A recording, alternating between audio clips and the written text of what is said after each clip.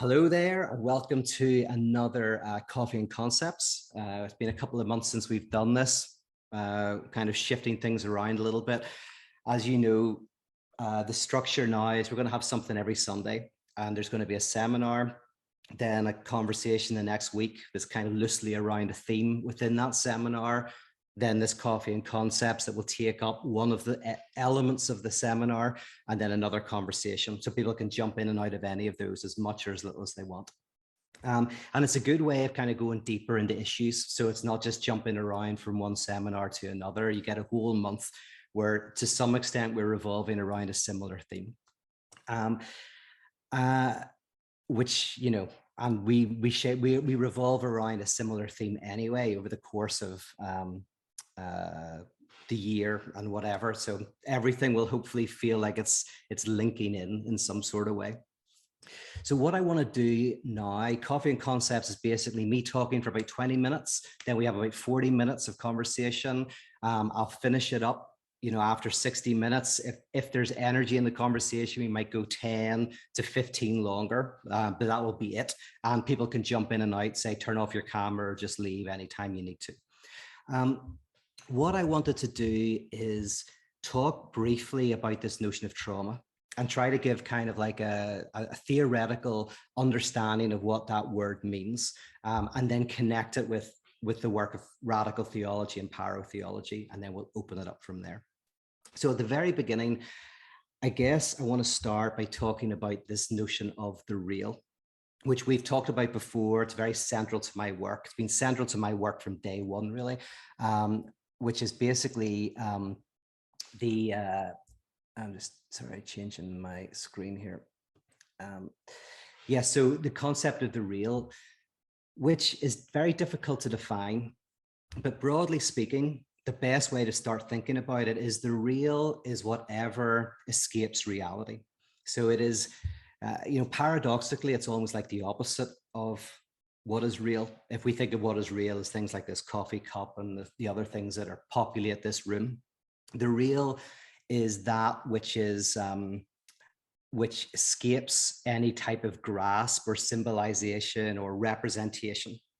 And interestingly, like there are people who don't believe in nothing, right? There's a lot of people who go, this concept of the real, of some dimension of reality that is not reducible to materiality is ridiculous, right? And you get a lot of, you know, certain analytic philosophers think that, certain psychologists, neuroscientists, certain kind of like there's a certain form of scientific thought that again doesn't have any truck for this notion of the real. But there is another tradition or set of traditions: continental philosophy, theology, psychoanalysis, phenomenology, existentialism, that do have a real place in a lot of sciences, a lot of mathematics, a lot of physics, that is interested in this dimension that is not reducible to materiality. So the real is that it's a kind of rock that you can never grasp, but that is there. And the name for that real in different disciplines is different. So there is the real of mathematics, and there's the real in physics, and there's the real in democracy. And they have different kind of ways of naming this and talking about it and measuring it. But the real in terms of psychoanalysis is trauma.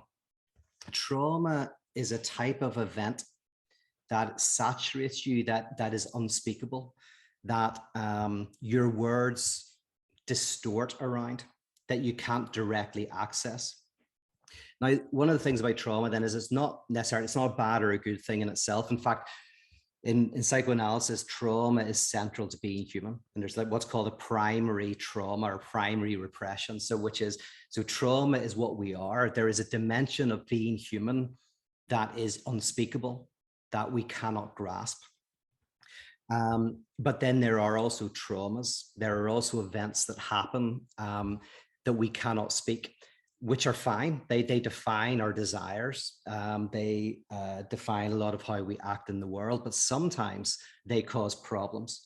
And so in psychoanalysis, whenever someone has a fixation or a repetition compulsion, that's a sign of a type of trauma, unspoken event that is creating a repetition of behavior that is maybe damaging and destructive to the individual. And so often they come to analysis. So someone comes to analysis because they say, I'm fixated on a person, I can't get over them. Or I keep repeating the same pattern in my life that is damaging to me, that I find destructive. And then the analyst can, starts to work out that there's something unspoken that needs to be hit upon. In fact, Lacan interestingly says the difference between the real of physics and the real of psychoanalysis is, in physics, you're not trying to change the real, you're just trying to measure it, right? Whenever in physics, you're doing experiments in relation to kind of like subatomic particles, you're not trying to change reality, you're trying to observe reality, you're trying to kind of like measure something.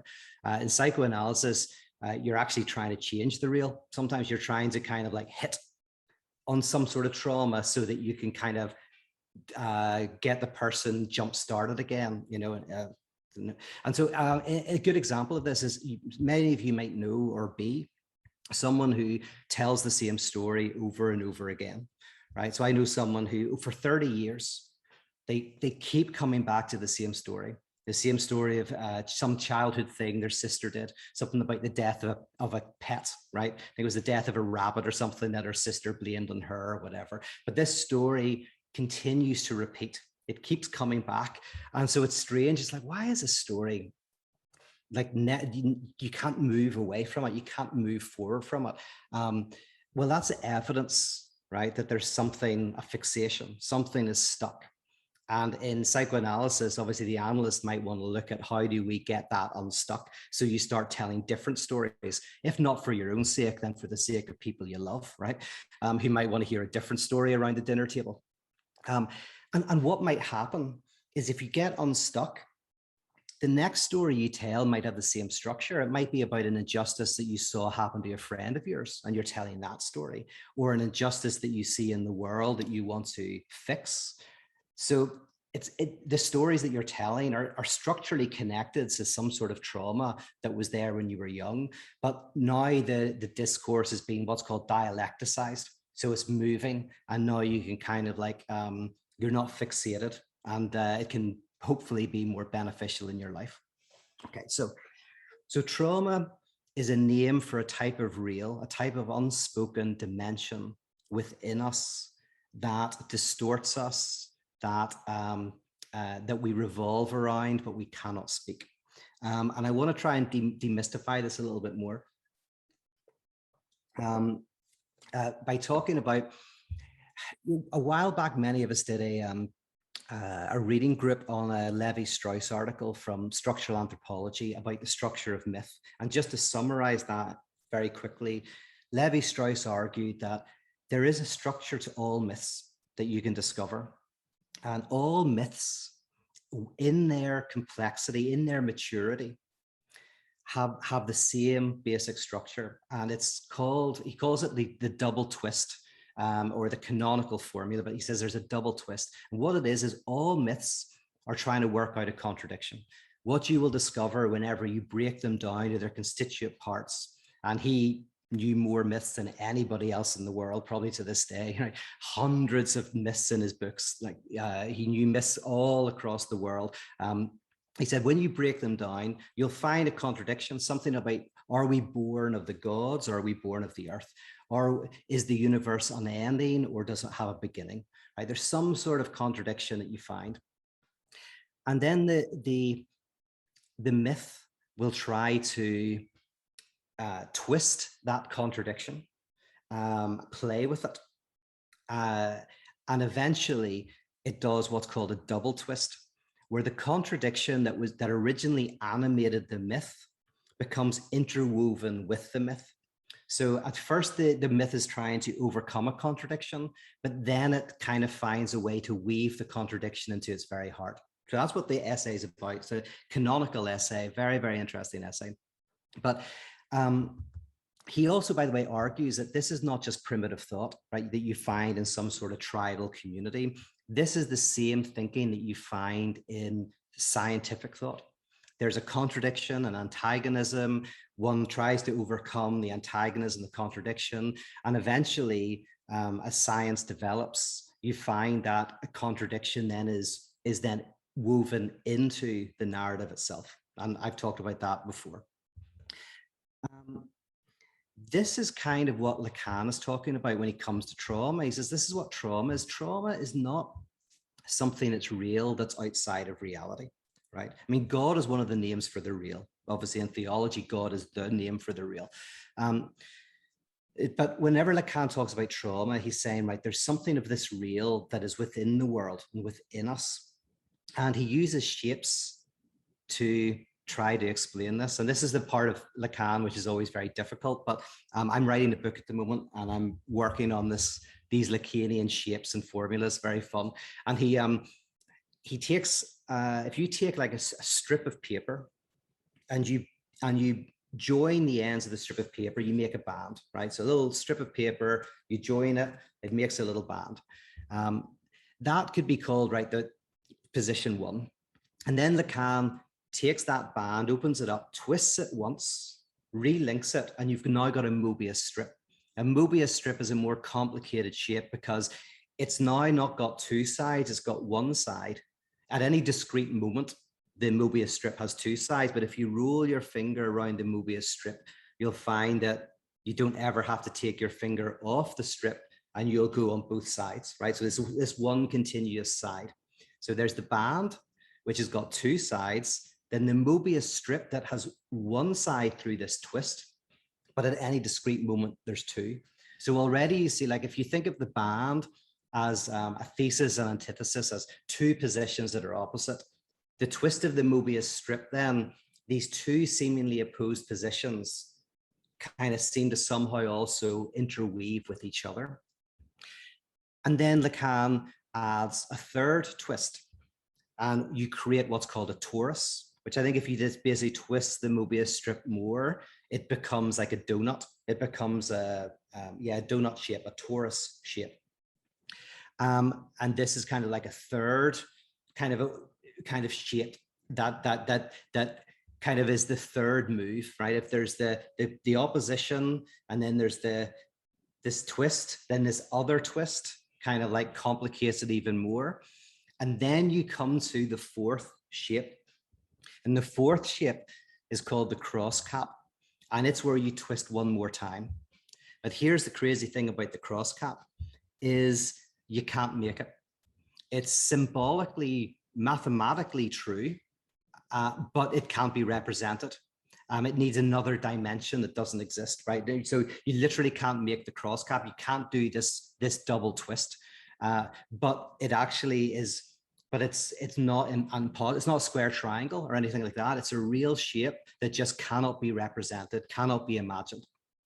And Lacan basically says, well, that's kind of what trauma is. It's a twist of contradiction within us that we can never grasp, conceptualize, imagine, but it's real.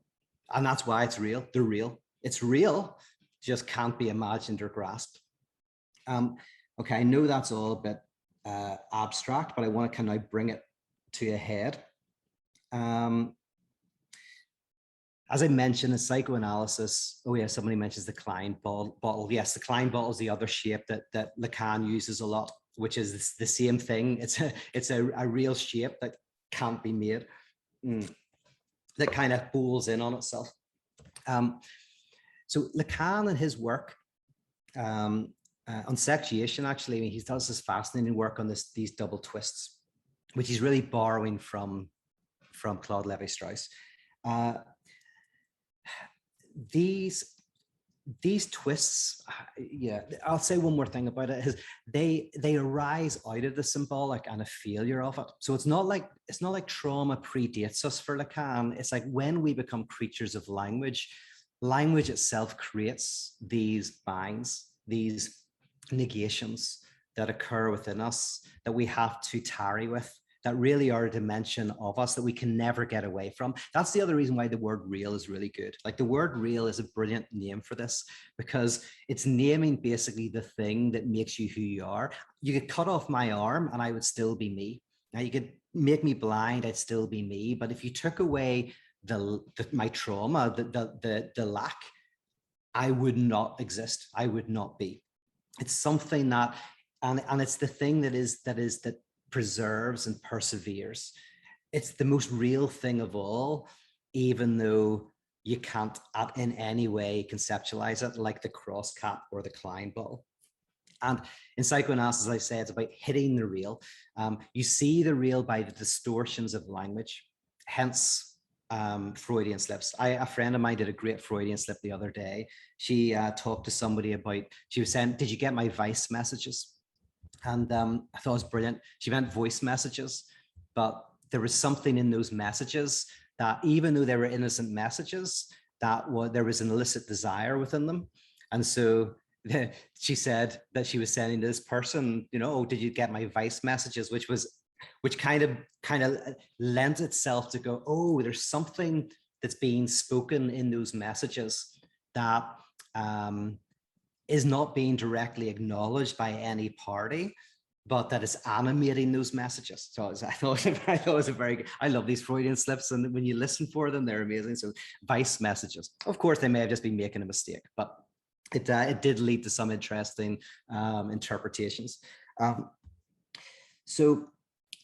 I mentioned, yes, someone telling the same story or a fixation or something like that. Okay, so is there anything we can do with this reel? Well, here's the thing that Lacan says, is that we can signify it.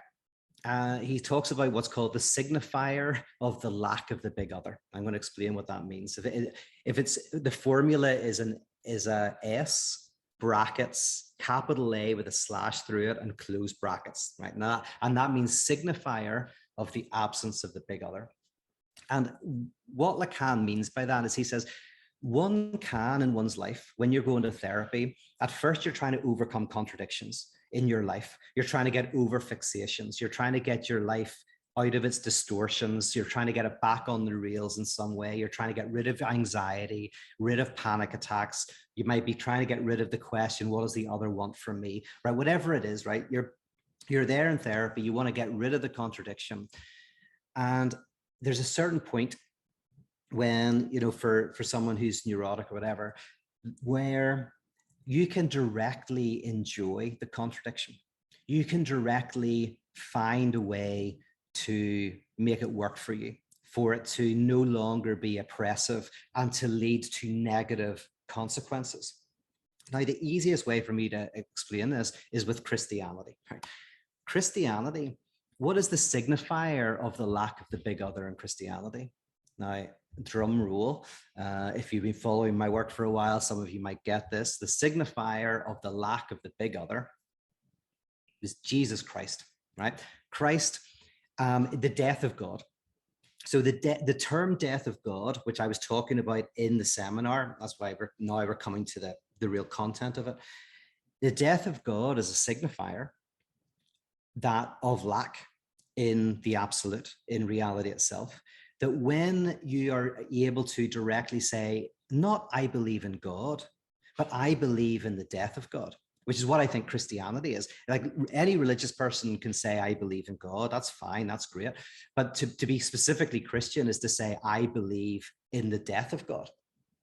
And to say, I believe in the death of God, that's what I would argue anyway. That's why, again, I'm always banging on about the difference between pyrotheology and progressivism. But you know, progressives believe in God generally, right? That's the thing, that they're not, I don't hear any progressives really talk about the death of God, except maybe the death of Christ, in terms of the death of Jesus, who died under an unjust system or something like that, but not like the death of God as a theological statement, as a statement of faith.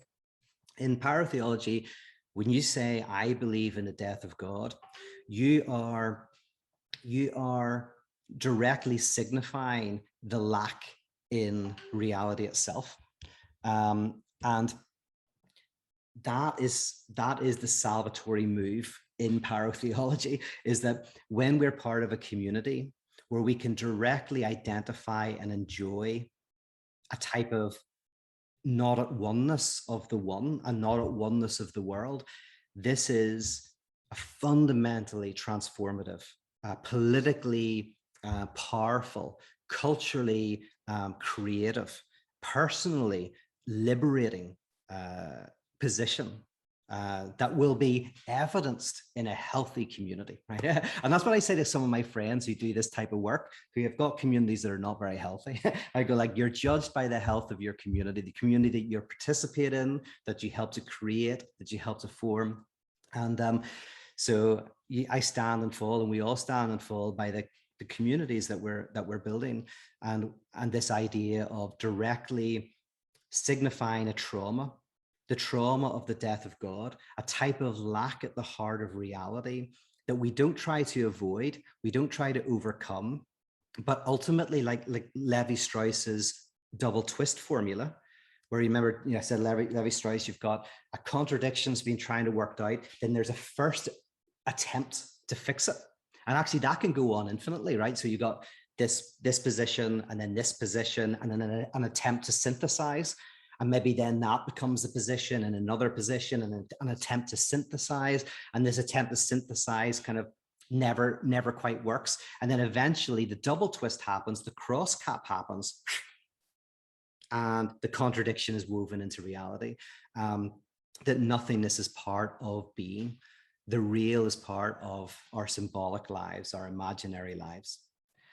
Okay, that was quite deep. And what I, by the way, want to do is, I don't want all of these to be heavy. So I'm going to make some of them lighter, but this is a particularly heavy one, so forgive me.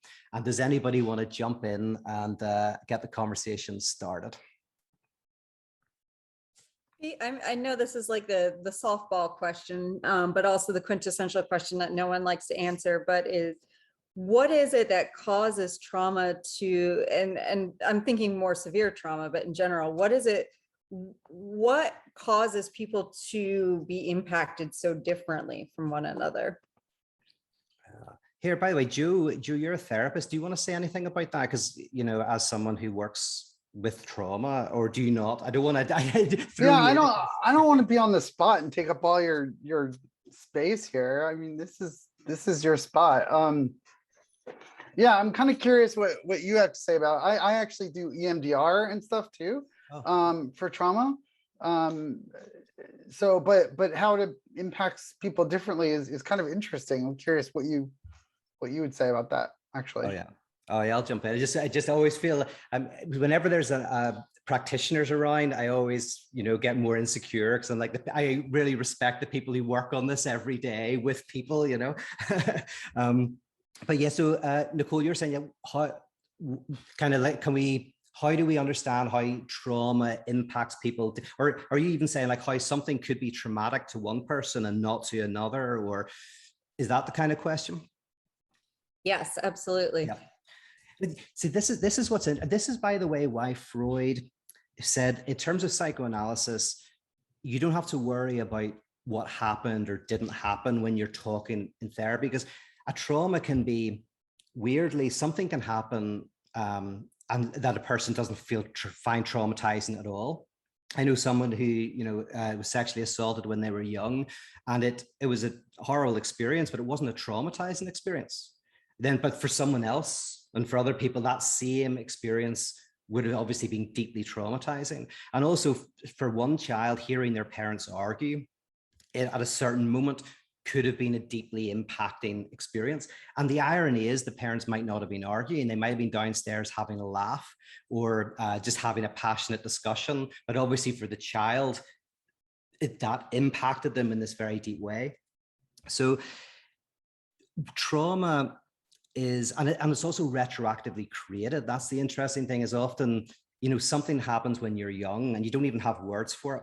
And it's only later on, when you start to reconstruct your past, that part of that something kind of like makes an impact, like becomes something. So almost like you can go through your adult life, and then something comes up that completely derails you. So the question is why?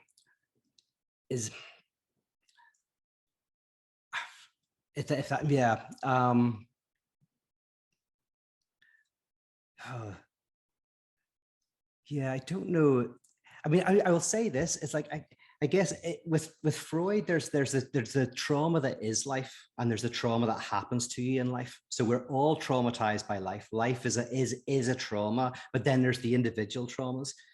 And yes, just I think it's like really historical contingency.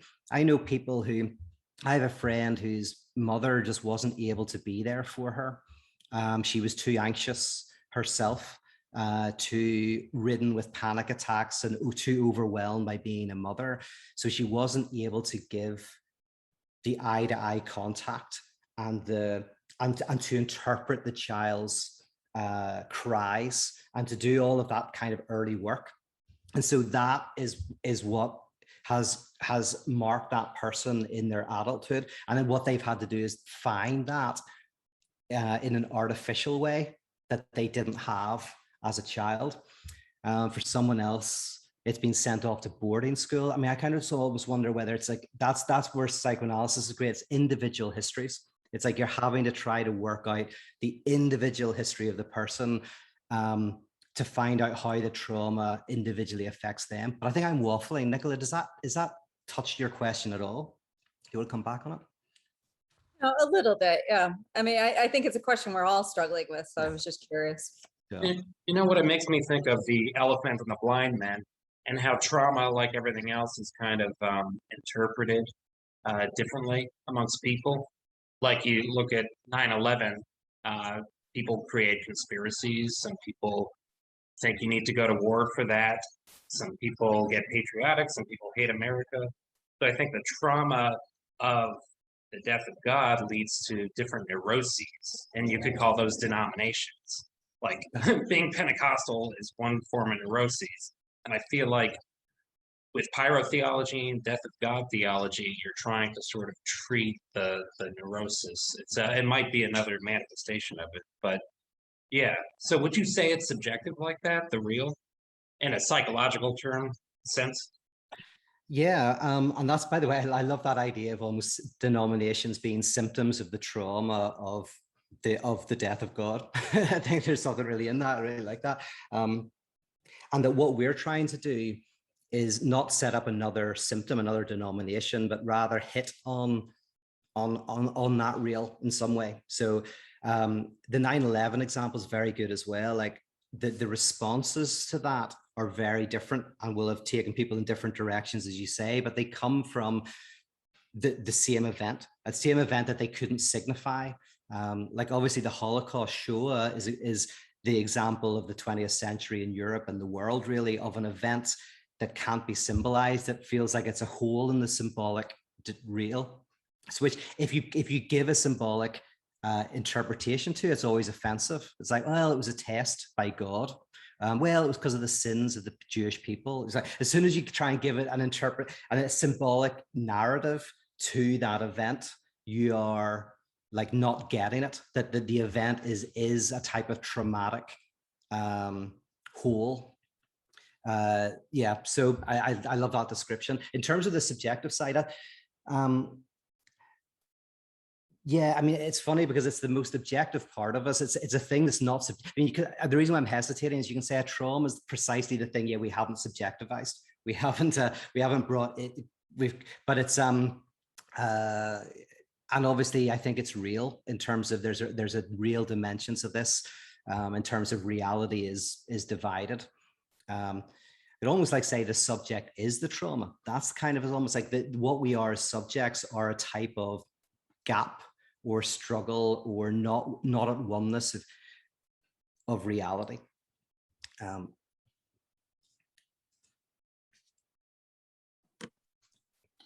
have a question. Go for it, Sean. Hey, good to see you, man. Good to see you. I'm curious. I think we have a sense from what you described of how Freud might treat trauma, right? Which would be sort of more what we consider traditional psychoanalysis. And yet Lacan being a Freudian of sorts, right? Mm-hmm. I'm wondering how Lacan might approach trauma differently, treating trauma or addressing trauma, either individually or from a cultural standpoint. Yeah, and this is what like this comes down to the cure. what is the cure? And the way Lacan describes it, whenever he uses this notion of the signifier of the lack of the big other, Lacan is basically saying that not for everyone, but for most of us, we can directly enjoy and directly find a way of navigating this antagonism. And that's the cure, whenever you're able to do that. And to actually enjoy it, not just tolerate it, not flee it, not tolerate it, but actively enjoy your maladaptation to the world, directly enjoy struggle and sacrifice and not having, and even, you know, basically, I love my friend, you know him as well, Phil Harrison, who wrote a book called The First Day. And one of the lines in it, I think he took the line out, but I've quoted it a lot, is he says, none of us get what you want. None of us get what we want, but there are better and worse ways of not getting what we want. Right? And that's the trick. It's like, you know, is forget about getting what you want, but that doesn't mean that you just stick with what you've got, which might be a crap relationship or a crap job. What you want is a good way of not getting what you want. There's good ways of not getting what you, so you can have a healthy rubbish relationship, like a relationship where it says this doesn't work, isn't that amazing, right? Or there's a relationship where this doesn't work, this is horrific. But that's almost your option. Your best option is this relationship just is impossible. How amazing is that? And that's a wonderful type of relationship that we all experience at times in our lives, and probably just for brief moments, but I think we all know what it is when we feel it. So I think that's the Lacanian. Whereas Freud, who opened the way for that, I don't think, you know, was still struggling with potentially just, you know, getting rid of the contradictions or whatever. So I think Lacan really pushed Freud to the limit. And that's what parotheology is. That's why I keep going back to, is not at an individual level, but for community. As a community, we directly identify with Christ, the Christ who experienced the loss of God, God experiencing the loss of God. So we directly weave ourselves into that figure of Christ, which means we directly enjoy the absence of God. And that is the presence of God. And there is an enjoyment perhaps that happens in the context of community that's not available otherwise, right? Yeah. And when if I could just one more, when you're talking about enjoyment, are you nodding to jouissance again? Yes, right? Absolutely. Yeah, good. So, good. And to give a good little definition of jouissance, because I've talked about it before, but I always think I was always hard to describe it. I was rereading a book by Bruce Fink called The Lacanian Subject. And he said it very well. He's a very good writer. But he said, like, jouissance is what excites us, right? There's things that give us pleasure. Like I'm enjoying this coffee. Things that give us pleasure. Jouissance excites us. The problem is what excites us is often not what gives us pleasure, because what excites us, we might judge to be bad ourselves internally. We might think that's not a good thing. We might, you know, let's just be kind of crude about it or blunt about it, is like we may have, you know, our sexual desire might be evoked by aggression and by humiliation, but yet we don't want a society where we humiliate each other and are violent to each other. So one sense you suddenly go, well, what excites me, as in just gets my desire going and makes me enjoy myself, is precisely also a cutting against my philosophical view of the world, right? But we all can kind of like, so jouissance is kind of the thing that just gets your passion, excitement going, but often is painful, precisely because it might go against your persona and your ideal ego and who you think you are, et cetera, et cetera. But jouissance, we have to have room for jouissance. We have to know how to manage jouissance, and that maybe brings us in more complicated. But jouissance is where it's at. You know, it's like we all have jouissance, and jouissance primarily is focused not around getting something, but around I mean, you know, what's that? The lack. It's around the lack, yeah. Falling in love is, we think it's great, but it's fucking painful. Yeah. Oh yeah. It's like the death drive versus the pleasure principle. That's what it reminds me of. Yeah. You wouldn't wish love on anybody. I did my first wedding recently. I don't think Oh, I yeah? told some of you, but I loved it. This first wedding, and I said to them, "You can't have me at a wedding because I'm going to say how horrible love is." And they're like, "That's exactly why we want you to speak." So I did this talk about the horror of love, and then said, "And this is why it's so beautiful," and whatever. But Good, thanks. So if I could jump in here, I'm thinking about this and I'm going to try to put it into the words as best as I can. So is it safe to say that there's sort of a step that needs to be taken even after you've signified a trauma or like alphabeticized it? Because I feel like there's still a way that we can affirm our lack in a way that still gives us like ironic distance from it. And actually, we're not actually internalizing it. So it almost, I guess what I'm saying is there a step where it's like, okay, so maybe I've alphabeticized something, but there seems to be this other step that needs to be taken to actually like internalize it? Because I feel like we can, like, I feel like even, my brother and I talk a lot about, pyrotheology and psychoanalysis and stuff. But sometimes I find us going like, oh, it's your lack, man. Like, and it's almost like an ironic distance that actually almost seems to be a way of avoiding actually confronting it. So I just don't know if you had anything to say about that step from acknowledging to actually internalizing. No, 100%. That's great. I love that Zizek uses an example. I think it's very funny. I know Zizek's a very funny guy, but it just says about how like pre-psychoanalysis being quite in the popular imagination, if somebody came to the analyst's office and they were acting out and being violent to people in the street and getting into fights, the analyst might say, well, tell us about your relationship with your mother. And the guy will start crying and go, yeah, no, I had this really terrible relationship with my mother and father and all of that. But he says nowadays, whenever someone comes in, the first thing they say is, oh, I had a terrible relationship with my father or whatever, right? So they come in already with a psychoanalytic interpretation and it's doing no good at all. And so Zizek says, so the best thing the analyst can do is like, stop blaming your father, it's like the exact opposite. It's like, take some responsibility, because the idea, and I love this again about Bruce Fink, he wrote actually a 2-volume work called Against Understanding. And I really like this because I think Bruce Fink was getting very frustrated, thinking people thought that psychoanalysis is about understanding yourself and why you do things. He goes like, no, understanding doesn't, not hardly anything. It can work for some people a little bit, but as you said, it's actually, you have to integrate it, you have to work through it. That's why in analysis, you're with somebody, you're actually transferring those early relationships into the clinic, and you're working it through in the clinic.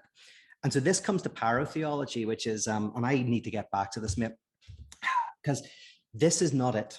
This is great. I love this.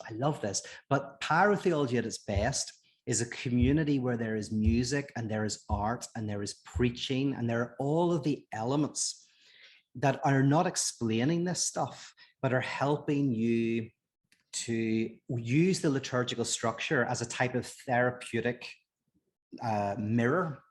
That becomes a mirror within which you see your own dividedness, right? For anyone who's Lacanian and knows the analyst discourse, that's what I'm talking about. The liturgy exposes your own dividedness, your doubts, your ambiguity, your complexity, the broken relationships that you haven't been able to admit to yourself. All of that begins to come out through the liturgical structure, and it's contained by that structure. It's allowed to breathe, and you kind of do this work. And that is where the transformation is. So yeah, it's any interpretation, including this kind of pyrotheological one, if it's not being worked through in the transference of transformance art, then it's going to be limited. I just have a personal experience to share, and that is I think that's the reason my therapy had to evolve. So it started in cognitive, very much just talking and understanding. It was getting me nowhere. I could talk myself out of anything. But then fortunately, I moved through different therapists. They were all Jungian and they were wonderful, but different approaches. And the approaches that worked with me very predictively were imagination, so active imagination, guided imagery, and art therapy. And that was when I started to integrate, as you say, the experience. And I think there's a mystical aspect of this. I just listened last night to a lecture by Jerry Wright, and he's looking for a new psychological mysticism. And I think that's an aspect of this, that there needs to be a numinous experience to it. And you start to talk about it when you talk about transformance art and transformance like in performances and things like that. There has to be that numinous experience of awakening in order to grasp it, I think, based on my experience, I think. Yeah, Thanks. yeah.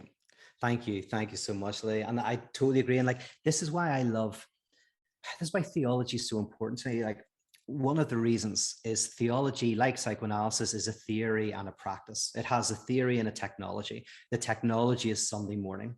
The theory is, they're talking about God or whatever. And in parotheology, there's a theory, and we explore a lot of that theory here in these classes. And I think that's very important, because I think whether or not paratheology, radical theology is right or not, let's pretend it is for a second, but it's not really out there very much. So I want to get the theory out there, because we're talking about a new form of church. We're talking about a form of church that's connected with what exists, but that's doing something maybe a little bit different. So there's the theory, but there's also the practice. And the practice is first and foremost, really, that's how I started 11 years of community work before writing a book and doing this in person. And in a world where, and some of us have done some reading groups on Gabriel Marcel, and I think you have enjoyed that. Gabriel Marcel is a beautiful writer who, he, as a Christian existentialist, wrote beautifully against the mechanization and the technologicalization of contemporary world, which reducing human beings to functions, right? And he wrote beautifully against that, incredibly intelligently against that. And basically, one of his arguments was the church for him is the place where we touch that non-reductive aspect of reality and of ourselves, because we can all too easily in our society reduce ourselves to function. We treat everybody as a function. Whenever I go into a shop, the person is just there so that I can buy the product. I don't see them as a human being. They're just there, that they're like a machine, and that's fine, because that's how we have to live. But if we don't have a space where we're encountering this other dimension, and that's partly what I think the theological practice is once a week, we go to a space where we open ourselves up to the real, and that dimension and that's deeply important. Hey, I just have a quick question. Just thinking about your comment about how in physics, they're trying to measure the real versus in the psychoanalytic, they're trying to change it. And just thinking about, this aspect of art and, liturgy, having that encounter for change. I don't know if I'm getting exactly right what you're saying. Having that space for change to happen. I'm just curious about the slipperiness of the real, right? Like, and as you step forward to change this thing that we can't really grasp, like what makes us think that we can actually change it, and just thinking about like the role like of language or time or process, like, and how these all kind of are our tools to try to grasp that slippery real thing. Like, I don't know, my head's still kind of spinning around how to hold that definition of real in terms of its practicality. And I'm just curious if you have any comments to that piece. Like, how do we practically hold this thing that isn't really a thing? Yes. I don't know. No, yeah, 100%. The simple answer, which is fascinating, I would love, this is important for I want to maybe connect it with politics as well, but is that sometimes analysts talk about how a true interpretation is one that works. And by working, what they kind of mean is it creates a shift. So it hits, and they would say then it hit the real. It's not like a relativism, as say whatever, see what works. It's more the interpretation worked if it hits the real, in that it shifts something. So for example, give me an example, yeah. Well, with fixations that I mentioned earlier, and repetition compulsions that seem to be revolving around something that's unspoken, something that distorts language. That's why, by the way, you ask for people to free associate. It's precisely because they can't, right? As soon as you ask somebody to free associate, it's not long before they trip up, before they go silent, before their mind goes blank. If you're able to free associate, that's a sign that you're kind of healthy. It's like people who say, I find it hard to meditate. It's like, yeah, no, it's because if you're able to meditate, that shows you're probably in a healthy place, right? So free association, the point is, well, you can't, of course you can't free associate. You're going to hit the real. You're going to hit the real really quick. So let's take an example of, and it's maybe controversial, maybe not, but if you look at contemporary society and you look at anything like two sides against each other, and different kind of like opposing groups that are on explosions of protest and explosions of violence that are broadly split between two sides, oppositional politics, right? Oppositional politics. The real is not on one side or the other, or in some way in which we can unify the two. The real is the trauma that generated these two narratives. And the person who's seeking the real is going, what is it that's generated these various narratives that are existing, that are actually not opposed, they are interconnected, which is a politics of contradiction, a politics in which crazily, you think two sides, there's nothing similar to them, they're enemies, are actually intertwined in some ways. How are the Republicans intertwined with the Democrats? How are the Democrats intertwined with the Republicans? How are these groups that we would say are complete opposites actually somehow connected? And I would say, they're connected by the real. And if you go, this is the controversial, but if you go with the idea that the real of our contemporary economic system is surplus value, right? Which is the signifier of, I would say, is the signifier of the lack within the political structures, where basically people are first alienated. And by alienated, I mean that even if you have a job where you're well paid, you might have a job where you don't like what you do, right? So even if you're well paid, you're still spending 8 hours of your day, 5 days a week doing something that you'd prefer not to do. And then most people aren't even well paid. So not only are you not doing something you love, you've got no ownership or connection with the company you're working for, and you're not getting any money. And all of the economic anxiety, all of the issues that come out of that. If that's the name, like a signifier for some sort of like trauma that's at the center of this economic system, then you go, the answer is to double twist that. Is the answer is to kind of like do something about that real, and then you will see a transformation of society. Like, but is that we should maybe stick a little bit longer with this analogy, but do you think, is that getting somewhere in terms of how the real functions, and what it means when you hit the real is that you can actually change? Yeah, I no, and it made, as soon as you're talking, it reminded me of your previous talks on like symptoms, and how we're largely navigating a world of symptoms that point us to something deeper, right? That that contradiction, and just how that plays out. But yeah, because here's the thing about surplus value that I've never said before, but I think I'm only getting it now, but it's partly surplus value is the naming of something that doesn't exist. As in, surplus value is the value that's created by workers beyond what they're getting paid. It's like a creation of value, but it's a creation of value that they don't get to enjoy. So it's a weird signifier of this extra value that at least the workers, don't get. So it's kind of naming a type of nothingness, a type of lack that causes all sorts of problems and all sorts of antagonisms. And but the idea is, how do you enjoy surplus value? Well, and by the way, I'm playing fast and loose here, so forgive me, but enjoying surplus value societally would be where we all get to participate in the surplus value, right? We all get to enjoy this lack that's an excess, because that's the thing about trauma. Trauma is a lack that's an excess. It's a nothing that creates. So surplus value is this kind of loss, that creates extra value in the world, and enjoying it might mean a political system where we all, where that surplus value is enjoyed by everybody in the society that creates it. There you go. Oh, I'm sorry. Ah. Bruce Fink had a great phrase for that. Instead of like enjoying it, he said, what, traversing the fantasy.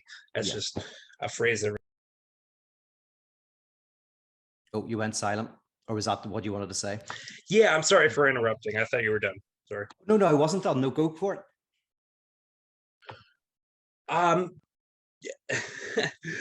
No, it's all right. Were you Sorry. just excited? You just got very excited about. Yeah, I traversing the did. fantasy? I get excited. That's the jouissance, Yeah. and then it's yeah, now I'm embarrassed. That's good. That's how I spend most of my time. So I'm glad you can feel that too. Yeah. Anybody else want to jump in? We could talk about traversing the fantasy, although that's a biggie. Maybe we'll do that in another Coughing Concepts, but maybe we might touch on it. But anyone else want to jump in the meantime?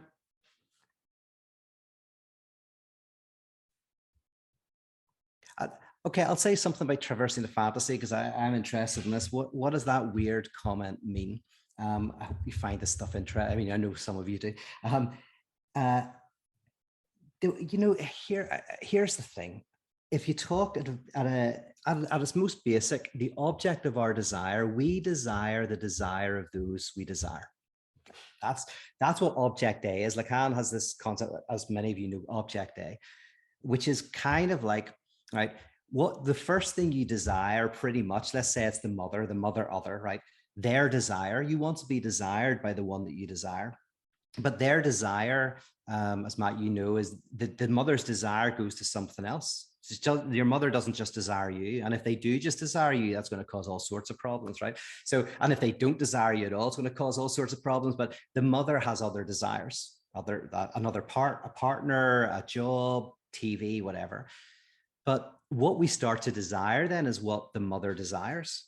Now our desire is, we're looking at where the desire, what it lights, what it lands on. So we find what to desire through the desire of the one we desire, which is very, Girardian. So interestingly, object A, our fantasies, are generally how we think our earliest caregivers desired us. How could we be desirable to them? So even in our sexual fantasies and all of that, you actually discover something very simple about how you felt the other desired you. So I know somebody whose like sister was always kind of like, she was older, and she was always kind of like laughing at him and kind of humiliating them with her friends. But he was around, wanted to hang out with his older sister, So in his sexual desires, being laughed at by women is a sexually enjoyable thing, because that's how he was desired as a child. The desire is manifesting in the fantasy. Traversing the fantasy means, in one sense, these are complicated concepts, but in one sense means that you don't overcome that, but you subjectifies it. You don't find it alienating. You don't find it. You kind of basically put yourself in the place. Oh, I'll give you a perfect example. The Breakfast Club. It's a brilliant film. I want to do it at exposure. The Breakfast Club is a brilliant movie. And one of the reasons is these kids who are all in different tribal identities, the jock, the nerd, the homecoming queen, the goth. Did I get them all? Don't know. They all have their different tribes, and they're all together. And these tribal identities have kind of been forced upon them by their parents, by their upbringing. And then they find that they're all lacking subjects. right? They all have trauma. And they're unified not by their differences. Of course they're not. In fact, that's the whole point at the beginning. They all kind of hate each other or admire each other, or all of the what's called the imaginary. It's the level of admiring, desiring, hating, loving, all of that. But then eventually they're all smoking weed, I think, upstairs, all realizing they're traumatized. And I love the trauma of the goth, if you've seen it. It's amazing, where she's always talking about the traumas of how crazy and horrible a life she has. And then she admits her trauma, which is her parents are just mediocre. She had a completely normal life, and that was the trauma, it was, so they all admit their lack. They all unify around the lack. So very paratheological. They unify around the lack. And then at the end, they go, well, what do we do now? Because tomorrow we go back to school, or on Monday we go back to school, and I'm still a jock, you're still the rebel. I was the one I missed. You're still the nerd, you're still the homecoming queen. Like, do I laugh at you when I pass you in the hall? Maybe I'll say hi, but as soon as I walk past, my friends are going to go, why were you talking to them? Am I going to throw you under the bus? And they talk about that, and it doesn't get resolved from what I remember, but then they just leave.